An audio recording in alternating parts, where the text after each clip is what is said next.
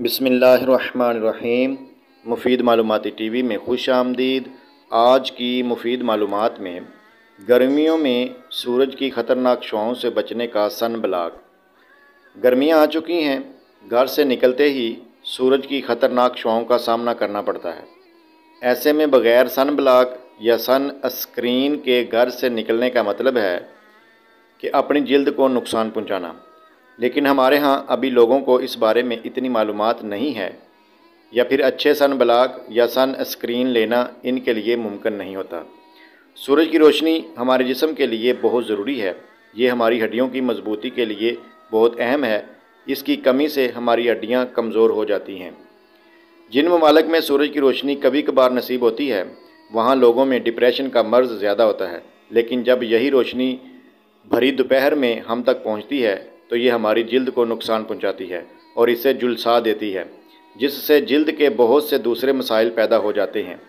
आज हम आपको यहाँ बहुत आसान और सस्ता सन ब्लॉक घर में ही बनाना सिखाएंगे, जिसमें SPF भी शामिल होता है, यानी सन प्रोटेक्टिंग फैक्टर इसमें शामिल है।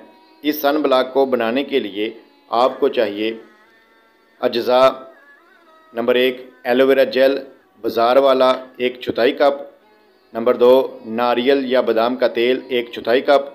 नंबर 3, बेज़ोवैक्स या shea butter 1 table spoon. Number 4, essential oil 10 कतरे। Number 5, zinc oxide powder 2 table spoon.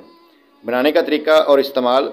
सबसे पहले नारियल या बादाम के तेल में बेज़ोवैक्स या शिया बटर मिक्स कर लें।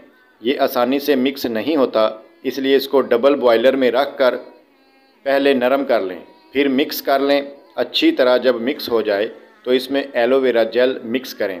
जब क्रीम जैसा टेक्सचर आ जाए तो इसमें एसेंशियल ऑयल के कतरे डाल दें। अब इसमें जिंक ऑक्साइड पाउडर डालकर इसको फेंट लें। ये बिल्कुल क्रीम की तरह फूला फूला हो जाएगा। जिंक ऑक्साइड से हमें SPF 30 मिलेगा, जो सूरज की नुकसान पहुंचाने वाली शुआओं से महफूज रखेगा। अब इस क्रीम को किसी गिलास कंटेनर में भर कर रख लें। ये क्रीम 1 महीना बगैर फ्रिज के रख सकते हैं। फ्रिज में इसको 3 माह रखा जा सकता है।